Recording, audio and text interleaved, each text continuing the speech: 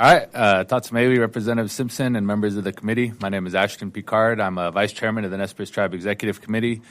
And just wanted to start off by saying appreciate the opportunity to come before you and testify, not only for Nez Perce Tribe, but all the tribes and the tribal representation that will be here to testify today.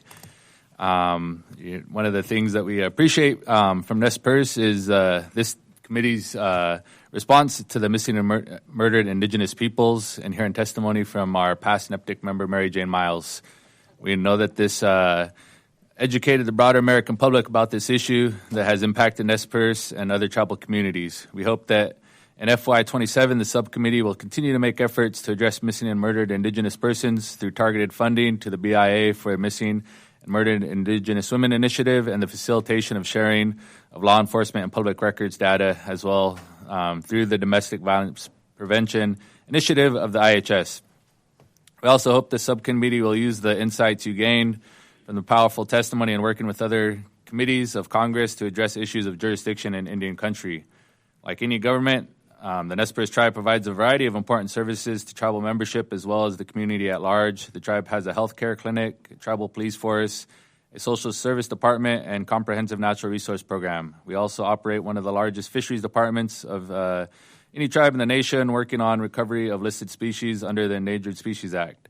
Each of these programs is necessary to preserve and protect the treaty rights of the Nez Perce people. All the tribe's actions and decisions are guided by this principle. The tribe works extensively with many federal agencies, and proper funding for those agencies and their work with, for, and through tribes is of vital importance. We appreciate that the Appropriations Committee rejected many of the substantial reductions to Indian program funding proposed in the President's FY26 budget request and provided specific directives in the explanatory statement about how Congress intends for FY26 appropriations to be allocated, as well as regarding proposed staffing reductions at federal agencies.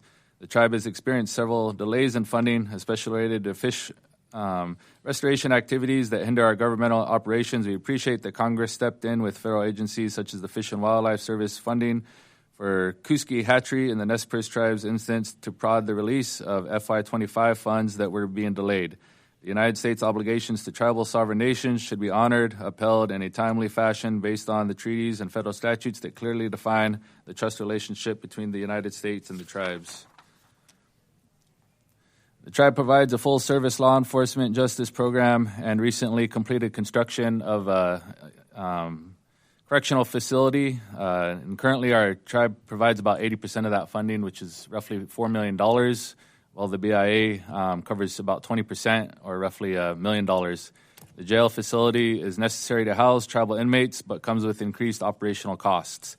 Money that pays for these services come from tribal taxes on goods and fuel, and as well as from our tribal gaming revenue that could otherwise be used for other tribal government services for the tribe to fulfill its law enforcement obligation on the Nez Perce Reservation. The tribe needs increased funding from BIA for staffing, administration, operational costs and operations of the detention facility. For these reasons, the tribe recommends the BIA Public Safety and Justice account be increased by $75.5 million over what has been enacted for that account. Regarding the Indian Health Service, the tribe supports the $13 billion provided for the IHS in FY26, which includes $5.3 billion in advanced appropriation. The tribe operates Nimipu Health as one of our clinics, and we would say that it provides service to approximately 4,000 patients each year. To help continue providing these services, we recommend maintaining FY26 funding levels going forward for FY27, but it must be noted that funding should be continually adjusted to keep pace with medical and non-medical inflation with population growth.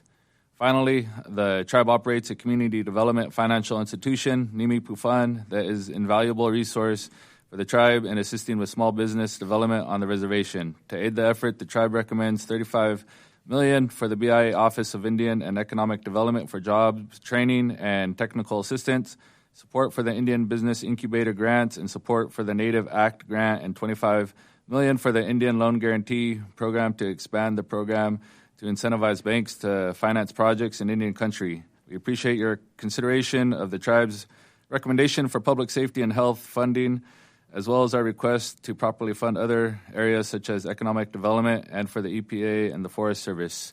Katsiaya, I just want to, again, thank you for this opportunity, and it's been an honor.